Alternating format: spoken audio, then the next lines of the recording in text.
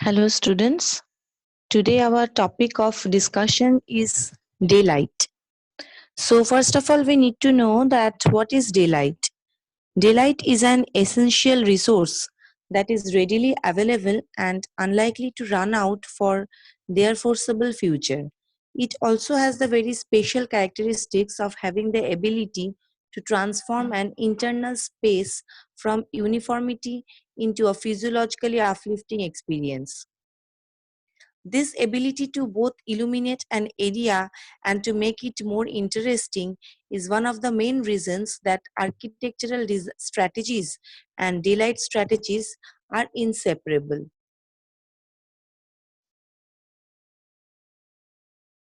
Now we will discuss on this outline about daylight.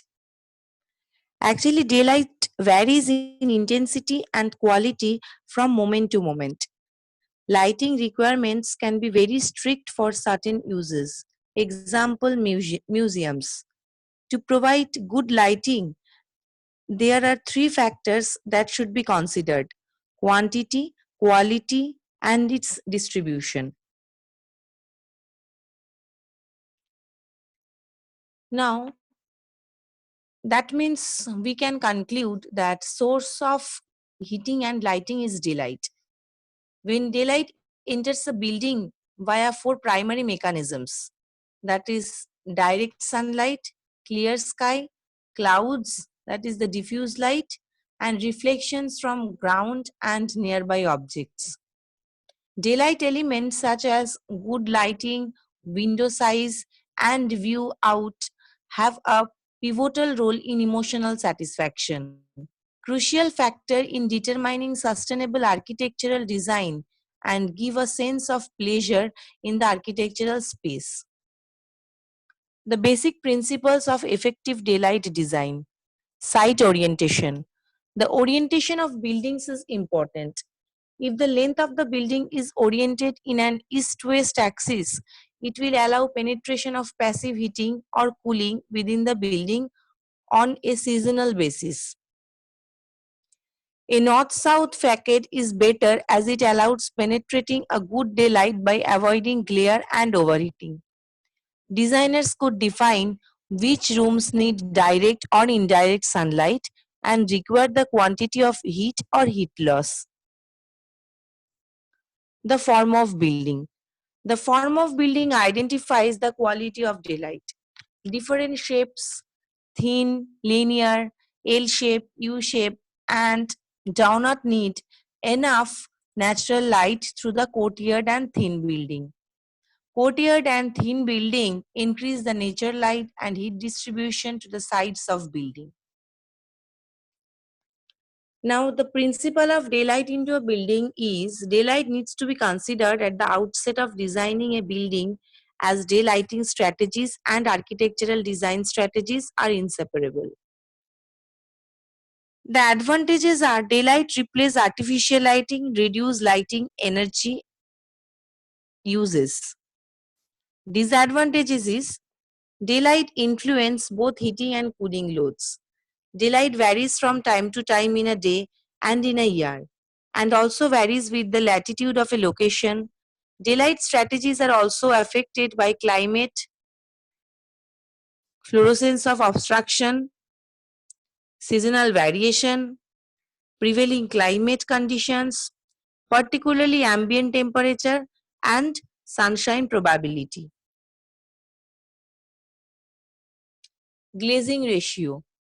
Glazing ratio provides natural daylight, but also allows unwanted summer solar gains and winter heat losses. The larger the windows, the more daylight and solar gain will enter, but the larger the heat losses will be. Recommended glazing ratios are generally between 25 to 50% of the external wall of the daylight space. The optimum glazing ratio may vary due to individual factors such as orientation, location, obstructions, view of sky, and activity or user requirements. Glazing specification. The type of glazing has a direct influence on thermal performance and daylight levels. Triple glazing gives greater thermal comfort because its internal temperature is closer to the internal air conditions.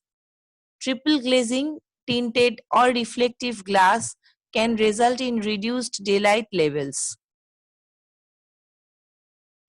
Now this is the window specifications, daylight transmission and solar transmission equals to direct heat from the sun. That is, in single glazing 88% is daylight transmission and direct heat from the sun is 83%. In this way, our table shows window specification and light transmittance. You can see the specifications. Next is window height and location. In the diagram, you can see that it shows how light and shadow distribution produced by different windows positions, directions and sizes in a room. That these rooms are of different sizes and the windows distributions are also different according to that. Okay, here also there is a window here. This is the type of the window. It is shown over here also that how the light is penetrating. From the figure you can see. Window shows window should be high on the wall and widely distributed and of an optimum area to achieve adequate lighting. That means if the window is in this position, this is the way the light is penetrating, and if it is in this position, the room will be more lighted. But the wall direction should be also like that. Now options for overhead lighting, roof lighting. Horizontal roof lights admit more daylight per square meter of glazed area than do vertical windows. A horizontal roof light is proportionately 3 times more effective as a source of daylight than a vertical window. Roof light areas should be limited to a maximum of 12% of the floor area to reduce excessive heat losses and gains. Skylights. Skylights are domed, horizontal or slightly sloping glazed openings in the roof. Monitor lighting. Monitor lighting can be used to reduce glare, heat gains, and protect internal spaces from direct sunlight by providing an opaque roof and overhang above the glazing. Sawtooth lighting. Heat gains can be reduced by tilting roof lights towards the north in order to utilize diffuse north lighting. Clerestory windows. Clerestory windows are usually situated at a high level near the ceiling of the roof, always above eye level. They provide an effective source of natural light and ventilation whilst reducing glare.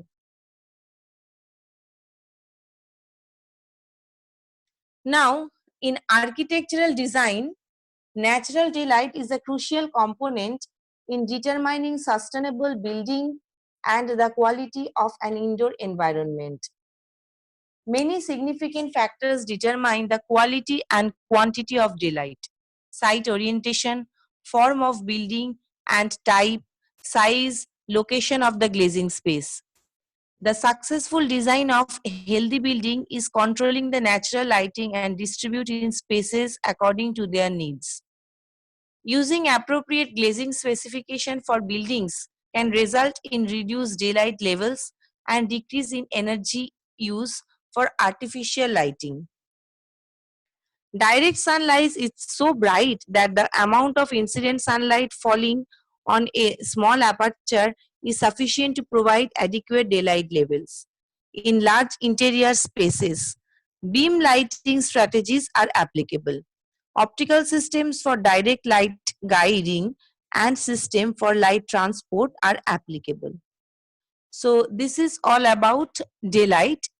In the next class, we will continue about daylight factor. Thank you for today's class.